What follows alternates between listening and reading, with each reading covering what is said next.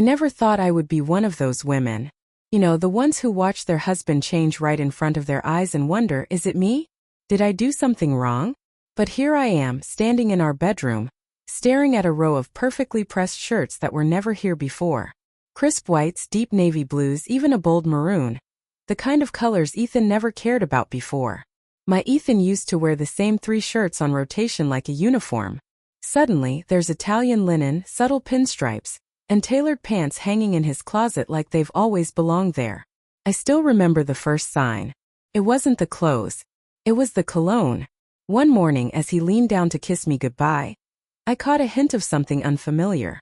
It wasn't his usual cedarwood aftershave, no, this was different. Sharp but smooth like bergamot and leather. New cologne? I asked, half smiling. He glanced at me, almost startled, like he hadn't expected me to notice. Yeah, he muttered, brushing it off. Figured it was time for a change. Time for a change. Those words echoed in my head for the rest of the day. They felt wrong. Ethan wasn't the change type. He liked things simple, steady, predictable. It's one of the reasons I fell in love with him. He was a man of habit, the kind of man who found something that worked and stuck with it. So why was he changing now? The next week he came home with new shoes. Not the usual scuffed-up sneakers or the reliable black loafers he'd had since college. These were sleek leather boots with polished toes and sharp angles. I raised an eyebrow. Those are new. Yeah, he said casually, unboxing them like they were no big deal. Saw them on sale. But they weren't on sale. I checked. I know because I looked them up later. Those boots cost more than my entire monthly grocery budget. Then there were the work dinners. At first it was once every few weeks, but soon it became twice a week. Then 3 times. He'd text me around 6 p.m. Running late, dinner with the team. His job at the software firm had always been a 9-to-5 gig. Since when did software engineers have so many work dinners? I didn't want to be paranoid. I told myself I was being ridiculous. I wasn't one of those women. Trust him, Claire. People change, styles change. It doesn't mean anything. But something did change. One night I couldn't sleep. I lay awake, listening to the sound of his breathing beside me. His phone was on the nightstand, face down as always. I knew I shouldn't do it, but my heart wouldn't stop pounding. Check it. A voice whispered in my head. Just check it, and you'll see there's nothing wrong. I reached over slowly, my fingers brushing the cold edge of his phone. My chest was tight. My fingers trembled as I swiped up, praying there wouldn't be a passcode. There wasn't. My heart sank. Messages. Her messages. Her name was Sophie. Her profile picture was a selfie, big wavy blonde hair, bold red lipstick, a face that knew how to flirt even in a still image. The kind of woman who turns heads in every room she walks into. The kind of woman you don't forget. I scrolled, my breath shallow. Sophie, don't forget our coffee date tomorrow. I've got a surprise for you, winking face. Ethan, can't wait. You always know how to surprise me. I felt something break inside me, like glass shattering in slow motion, the shards falling all around me, cutting me as they fell. My hands were so cold I could barely grip the phone. A coffee date? Surprises? I scrolled further, heart in my throat. Texts about clothes. Recommendations. Pictures of him trying on jackets in front of a mirror, sent to her for approval. Does this one say powerful but approachable or just overdressed? Haha. She replied with hearts and fire emojis. My eyes burned with tears, but I didn't cry. Not yet. I put the phone back on the nightstand. My mind was a storm of disbelief, rage and humiliation. My own husband, my Ethan, was taking fashion advice from another woman. No, not just advice. She was shaping him, remaking him. The new shirts, the cologne, the shoes. They weren't his ideas. They were hers. I stayed awake the entire night. By the time the sun rose, something in me had hardened. He woke up groggy, stretching beside me like nothing was wrong. He leaned in to kiss my forehead and I flinched. I think he noticed, but he didn't say anything. Coward. For the next few days I watched him carefully. Not the way a wife watches her husband. No, I watched him like a hunter stalking prey. Every glance at his phone, every work dinner. Every time he spent too long in front of the mirror adjusting his collar. I noticed it all. He thought he was subtle. Men always think they're subtle. But I'm not stupid. One evening I made dinner. His favorite. Garlic butter steak with rosemary potatoes. I lit candles, set the table, and even poured his favorite whiskey. He walked in, sniffed the air, and grinned. "What's the occasion?" "Just felt like it," I said sweetly, placing the plate in front of him. He looked surprised but sat down eagerly, cutting into the steak like it was the best gift he'd ever received. I watched him eat, smiling softly. My heart didn't hurt anymore. Not the way it did that night I found Sophie's texts. No, now my heart felt cold. Halfway through dinner I leaned forward, resting my chin on my hand. "You know," I said lightly, "I love this new style of yours." He blinked, swallowing a bite of steak. "Yeah," he said, glancing down at his tailored shirt. "Thought it was time to level up." He smirked like it was his idea. His idea. "Yeah," I said, tapping my glass. "It's just funny." He raised an eyebrow. "What's funny?" I tilted my head, eyes sharp. "Funny how it only started after Sophie came into your life." His fork froze halfway to his mouth. For a split second he didn't move. His eyes darted to me, then to his phone on the table, and I saw it. Guilt. He didn't even try to hide it. "Claire, it's not like that," he said quickly, setting his fork down. "She's just..." "Don't," I said, holding up a hand. "Don't insult me by lying." He sat back, rubbing his face. "It's not what you think." "Really?" I folded my arms, leaning back in my chair. "Because I think she's dressing you up like her little doll. I think she's got you so twisted up in her world of style and powerful but approachable outfits that you don't even know who you are anymore." His jaw tightened. "It's not like that," he repeated, quieter this time. "Then what is it, Ethan?" I asked, my voice colder than I'd ever heard it. "Does she make you feel new? Fresh? Different?" I leaned forward, my eyes locked on his. "Does she make you feel like a man you actually like being?" He didn't answer. Silence filled the room. The candles flickered. The steak sat untouched on his plate, and I stared at him with all the fury of a woman who had finally seen. "Style fades, Ethan," I whispered, my voice low and sharp. "And when all that newness wears off, the clothes, the cologne, her, you'll still be the same man underneath. The same man who just threw away a woman who loved you when you didn't have a single idea what Italian linen was." I stood, picked up my plate, and walked away. I didn't look back. Because I knew he was sitting there, staring at his reflection in the glass of the whiskey bottle. And for the first time I hoped he finally saw himself clearly. Not the man Sophie was dressing up. The man he actually was. The silence between us after that night was deafening. Ethan tried to act normal, like we were still the same couple, like nothing had shifted. He made small talk at breakfast, asked me if I needed anything from the store, even offered to cook dinner one night, something he hadn't done in months. But I could feel it in the way he moved, the way his eyes avoided mine. Guilt hung on him like an oversized coat, too heavy for him to carry, no matter how sharp his new clothes made him look. I didn't give him the satisfaction of asking if he was still talking to her. I didn't want to hear the lies. Instead I watched. I watched every glance at his phone, every hurried text reply when he thought I wasn't looking. I watched him check his reflection in the hallway mirror before leaving for work dinners that lasted far too long. I watched him like a woman who has seen the whole play before and already knows how it ends. And yet I didn't confront him. Not at first. Because I had learned something about Ethan, something I should have seen long before Sophie ever entered our lives. He wasn't just changing his clothes, he was changing himself. Trying to become someone new, someone better, but for all the wrong reasons.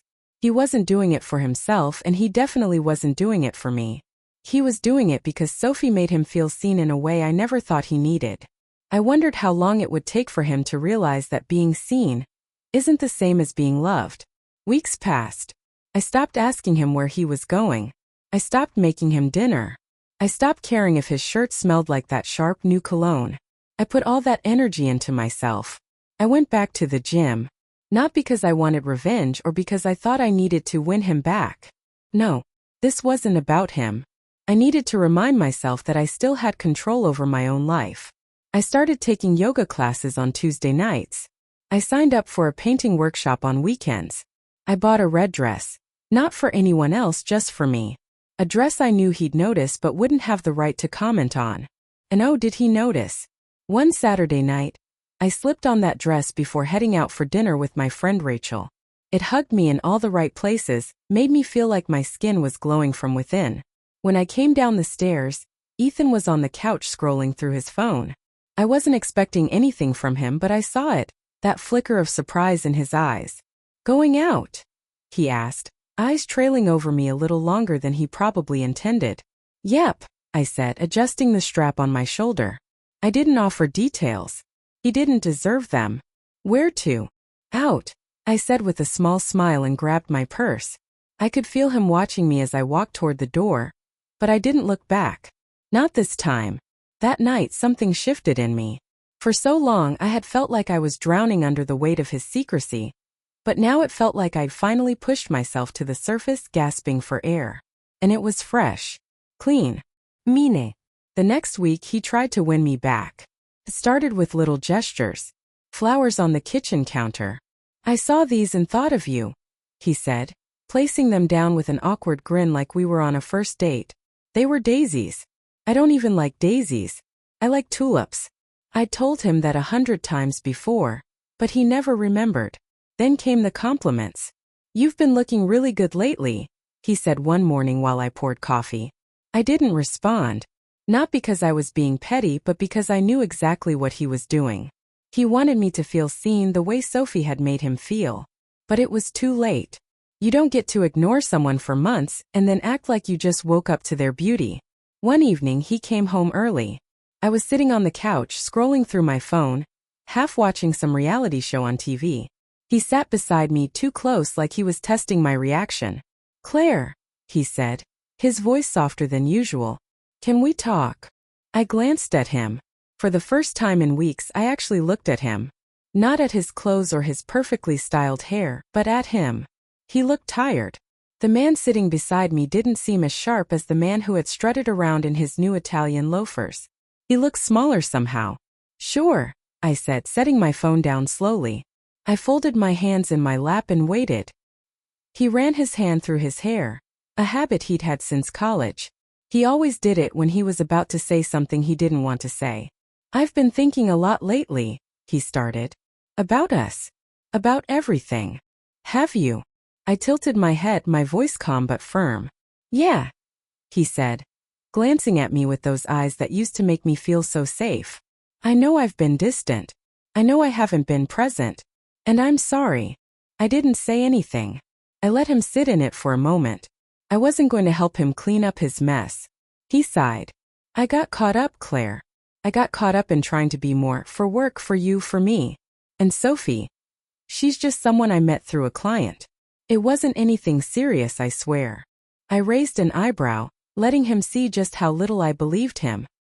He leaned forward, his elbows on his knees, his head in his hands. "I was stupid. I let it get in my head.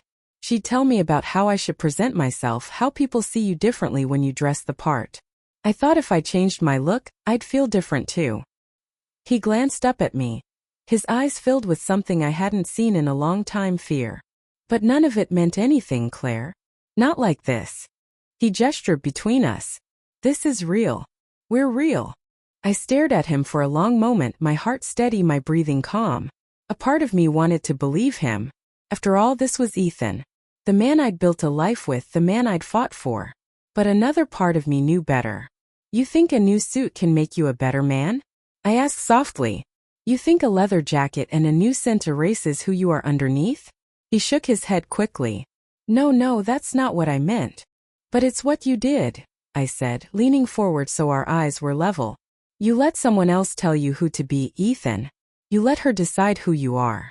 And the worst part," I leaned in closer, my voice a low whisper, "you liked it." His face crumpled.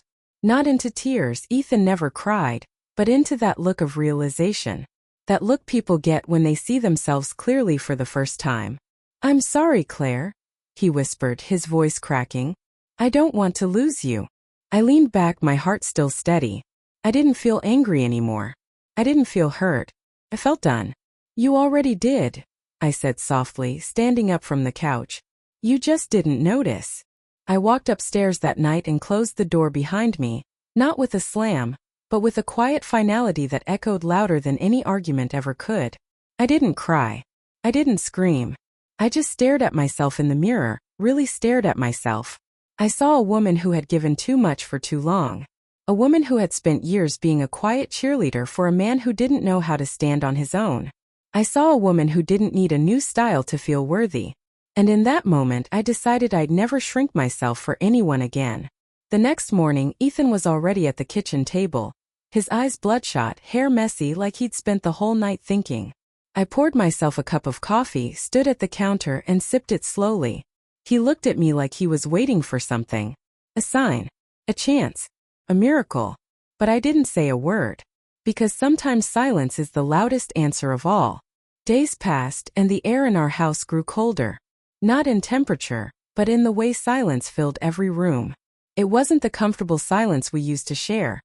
The kind where two people could exist together without speaking and still feel close. No, this silence was heavy. It pressed on my chest every time I walked past him. Every time I heard his footsteps behind me. Ethan tried to fix things the only way he knew how, with grand gestures that looked good on the surface but meant nothing underneath. One night, I came home from yoga to find him standing in the kitchen, holding a takeout bag from my favorite Thai place. He smiled at me like he used to, like he thought this was still going to work. "Figured you might be hungry," he said, holding up the bag like it was some kind of peace offering. I glanced at it, then back at him. "I already ate," I said, walking past him to grab a water bottle from the fridge. It wasn't a lie. Rachel and I had grabbed smoothies after class, and it was enough to keep me from feeling the pang of hunger. But even if I'd been starving, I wouldn't have taken that food. I saw his smile falter just a flicker before he set the bag down on the counter. "Well, maybe for lunch tomorrow," he muttered, scratching the back of his neck. He stayed there for a moment longer like he wanted to say more, but I walked out of the kitchen before he could. This was his new pattern. He would show up in these little ways, hoping I'd give him credit for trying. But I knew better. It wasn't about me. It was about him. It was always about him. One evening I sat on the living room couch with a book in my hands, though I wasn't really reading. Ethan walked in from the hallway, wearing yet another new outfit, this time a sleek black turtleneck with dark gray trousers. He looked good. He knew he looked good. He glanced at me like he was waiting for me to notice. I didn't even lift my eyes from the page. "Heading out," he said, standing near the door, keys jingling in his hand. I turned a page slowly, still not looking at him. "Another work dinner?" I asked, my tone as flat as the page in front of me. There was a pause. A long, deep pause. I knew he was staring at me, trying to decide if he should lie or not. "Yeah," he said quietly. I nodded, turning another page I hadn't read a single word of. "Have fun." He didn't move right away. I could feel him hesitating, his eyes on me like he was hoping I'd ask him to stay. But I didn't. I heard the sound of the door clicking shut, followed by the familiar hum of his car starting. The engine rumbled for a moment before it faded down the street. I sat there for a long time just staring at that book, my eyes blurring over the same sentence again and again. That night I didn't wait up for him. I stopped waiting for him altogether. A week later I was at Rachel's house.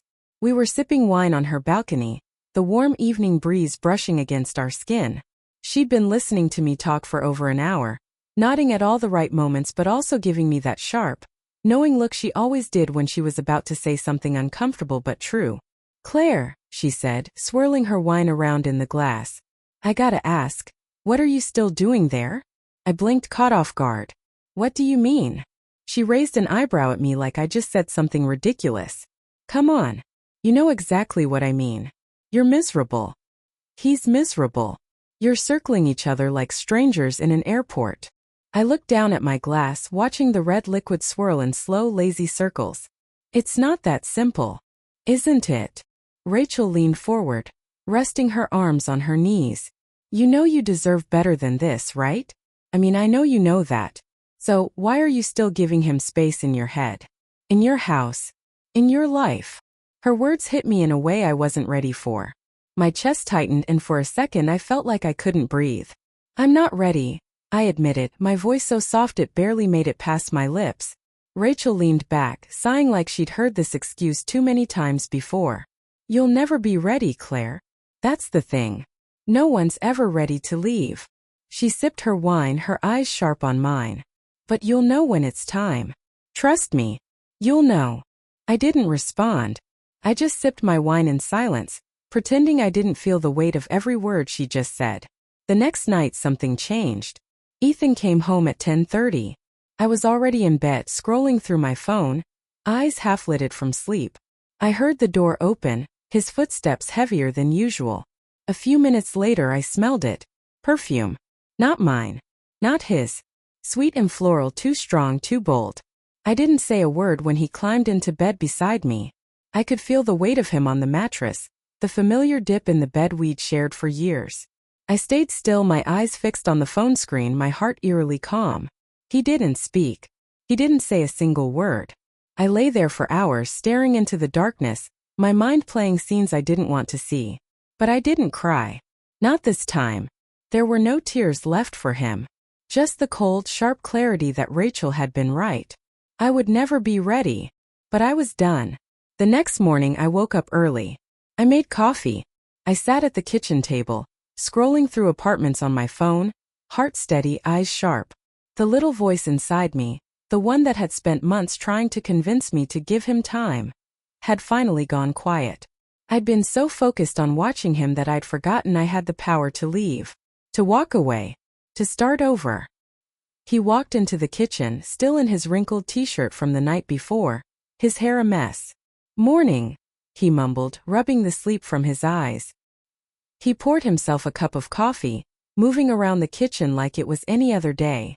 I watched him for a moment, my eyes following his every move. The way he leaned against the counter. The way he scrolled on his phone while he sipped his coffee.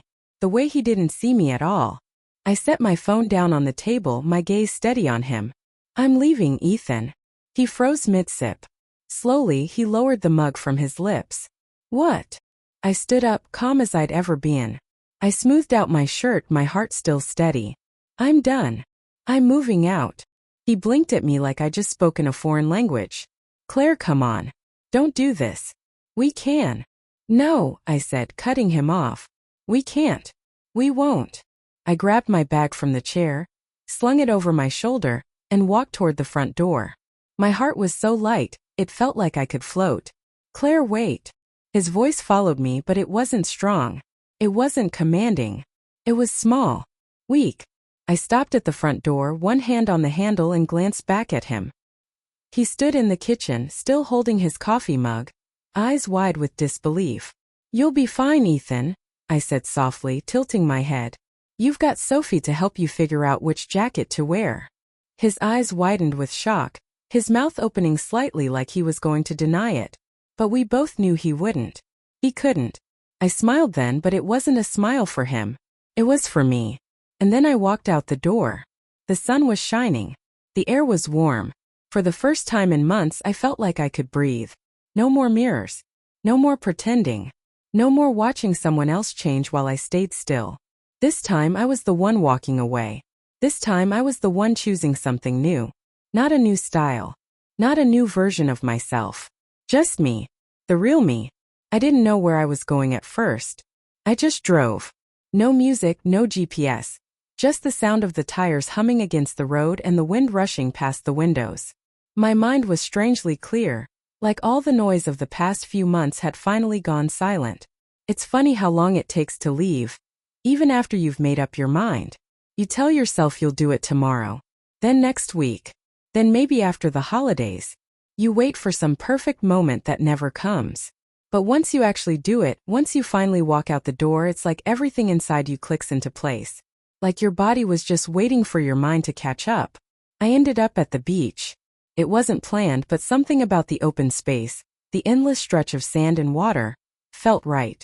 The sun was already high in the sky, warming my skin as I stepped out of the car. I kicked off my shoes, letting the sand press up between my toes, soft but firm. For the first time in a long time, I felt grounded. I sat on the edge of a weathered wooden bench, my eyes fixed on the water. People walked by. Couples holding hands, parents chasing after kids with sand buckets, but none of them noticed me. And I loved that. I loved that I could just exist for a moment without being seen, without having to explain myself to anyone. My phone buzzed in my pocket. I didn't need to check it to know who it was. Ethan had probably sent some panic message like, "Let's talk," or "Come home so we can figure this out." I didn't check. I didn't care. The waves rolled in one after another, steady and sure. I watched them, thinking about all the times I tried to hold on to something that was already gone. Love isn't supposed to be like that, I thought. Love isn't supposed to make you feel like you're drowning while the other person floats.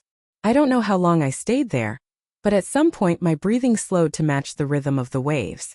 In, out, in, out. It was the calmest I'd felt in months. By the time I got back to the car, I'd already made up my mind about the next step. I wasn't going back to that house.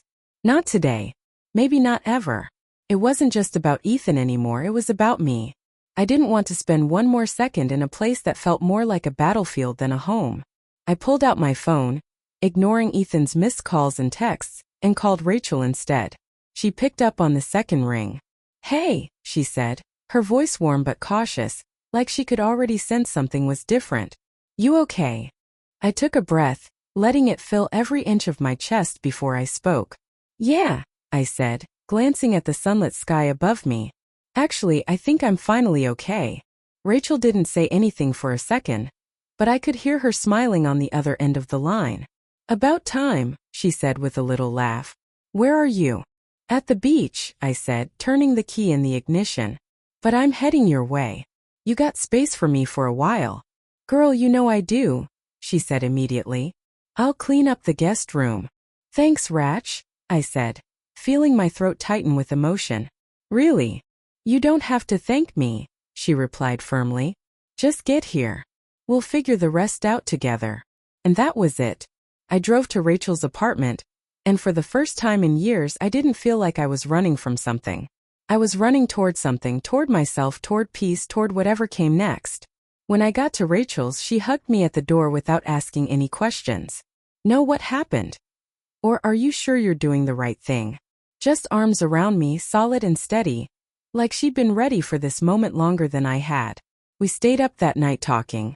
About Ethan, about Sophie, about everything that had been eating me alive from the inside out.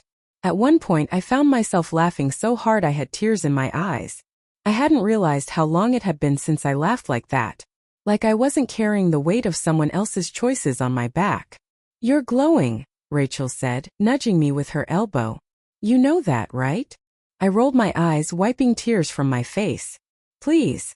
"No, I'm serious," she said, leaning forward with that intense, no-nonsense look she always got when she was telling me something I needed to hear. "This is what it looks like when you finally put yourself first." Her words stayed with me for days. The next morning I started looking for apartments.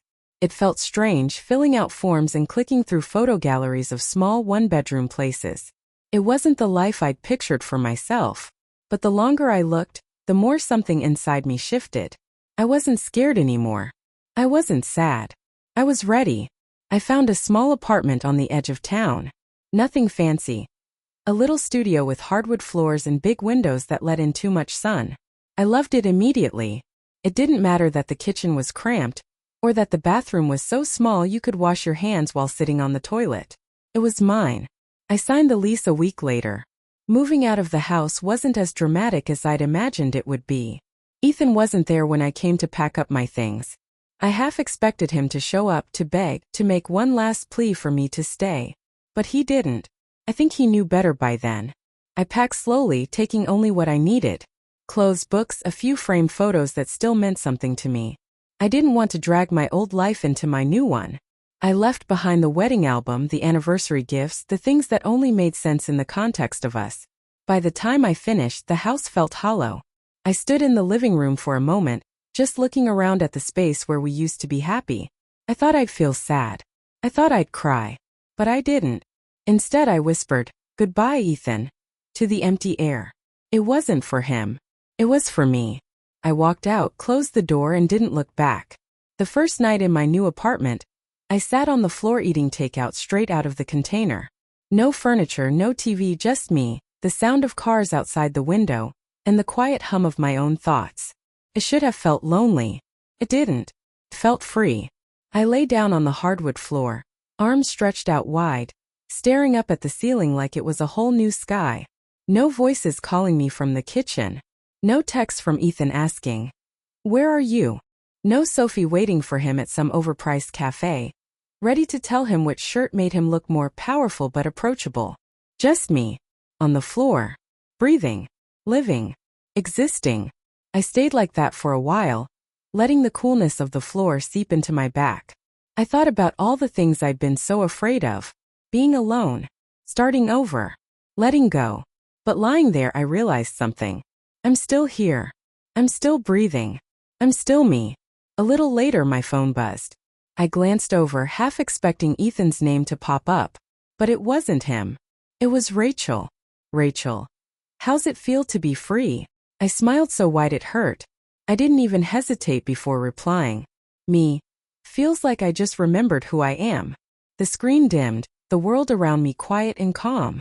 For the first time in forever I didn't feel like I had to watch my back. I wasn't just walking away from Ethan. I was walking toward myself. And this time I wasn't going to wait for permission to be happy. The first few weeks in my new apartment were a strange mix of peace and uncertainty. It was quiet. Not the heavy, suffocating quiet that had filled the house with Ethan, but a soft, open kind of quiet. The kind where you can hear the birds outside your window in the morning, and the distant hum of cars on the street below. It was the quiet of possibility. At first I didn't know what to do with all that space. Not the physical space but the mental one. No more second-guessing myself. No more checking my phone every 5 minutes, wondering if Ethan was going to text me. Wondering if I should text him first. No more holding my breath every time he walked into the room, hoping this time he'd see me. It was just me now. And for the first time in a long time that felt like enough. My days became simple.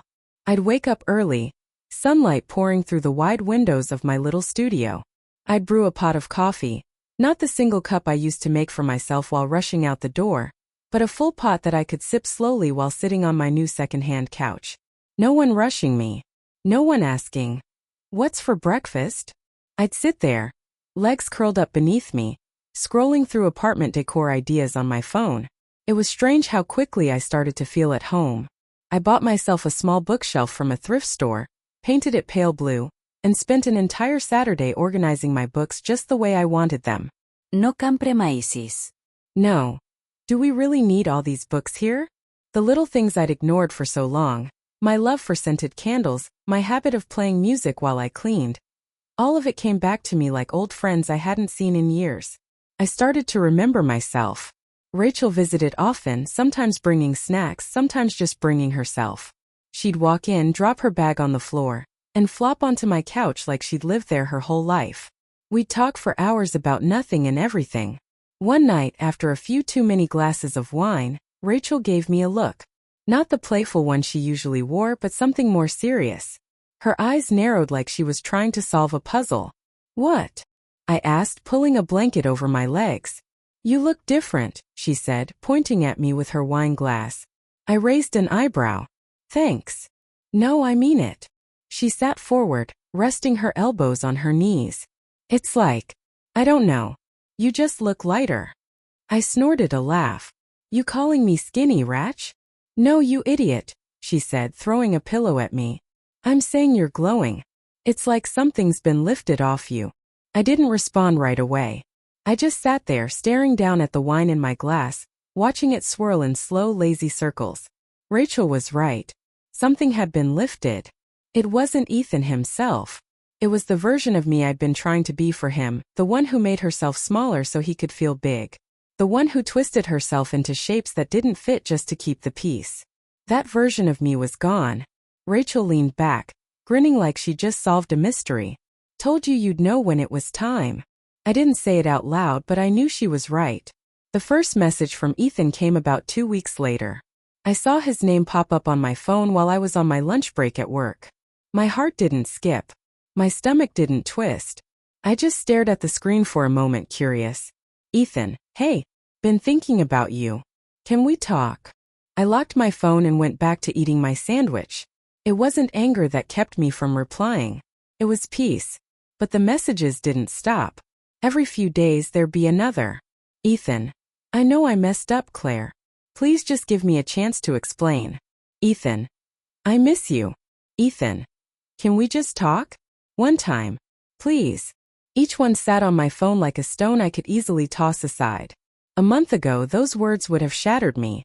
I would have overanalyzed every message, every period, every comma. But now? Now I felt nothing. I didn't block him. I didn't need to. He could keep talking to himself as long as he wanted.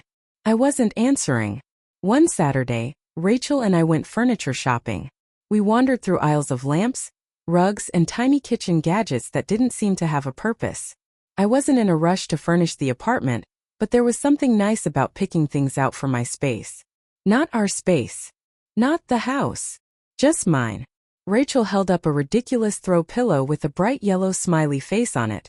This, she said, pointing at it, is essential for every single woman's apartment. It's the law. I rolled my eyes, but I couldn't help laughing. I'm not buying that. Suit yourself, she said, tossing it back on the shelf. But if you don't at least get one obnoxious pillow, you're doing it wrong. I ended up buying a teal armchair that was way too big for the space but felt like a hug every time I sat in it. I didn't think twice about it. I didn't ask anyone for approval. I bought it because I loved it. The next week, Ethan called me. I let it ring. When he called again, I picked up, not because I wanted to talk, but because I wanted him to hear what I had to say. Claire, he said, his voice a little too eager. Hey, I'm glad you answered. I stayed silent, letting him fumble through his words. Look, I know I've been a mess. I know I didn't handle things right, he said, his voice cracking just enough to make it sound sincere. But I've been thinking a lot. About us. About everything. And I miss you. I miss us. Ethan, I said, my voice calm but firm. There is no us anymore. Silence. I heard him inhale sharply like I'd hit him in the chest.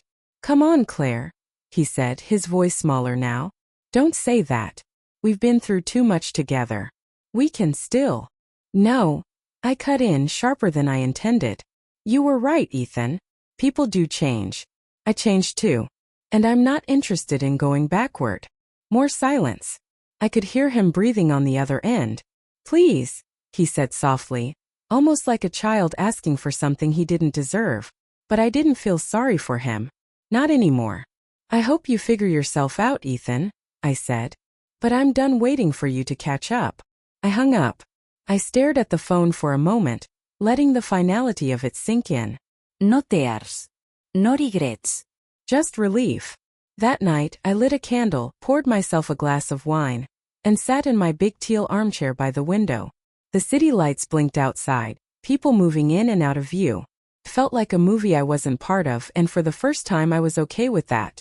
I didn't need to be seen to feel whole. I didn't need to be anyone's mirror, reflecting back the version of them they wanted to see. I had spent so long trying to make Ethan happy, trying to fit into his world, that I'd forgotten my own. But now I had space. Space to breathe. Space to dream. The air smelled like vanilla and cinnamon from the candle on the table. Music played softly in the background just for me. No one asking me to turn it down. No one asking for anything at all. I leaned back in the chair, eyes closed, and smiled. Because this time I wasn't just starting over. I was starting right. The days that followed felt like living inside a kind of peace I hadn't known in years. It wasn't the kind of peace that comes from quiet or stillness. It was the kind that comes from knowing you made the right decision, knowing you're finally in control of your own life. I woke up every morning without the heaviness that used to sit on my chest. No dread. No silent calculations of how I'd have to tiptoe around Ethan's moods or brace myself for the weight of disappointment that came with being unseen. The sun poured into my little studio apartment every morning, lighting up the hardwood floors and glinting off the plants I'd bought to line the windowsill. I'd named them two little names like Fernie and Spike because of its spiky leaves, and I cared for them like they were part of my healing. It was ridiculous, but it made me happy, and that was reason enough. My routines became mine again. I started waking up early not because I had to, but because I wanted to. I'd brew my coffee and sit by the window in my oversized teal armchair, the one that barely fit in my tiny space but felt like it belonged there. I'd scroll through the news, browse social media, but I didn't linger there for too long.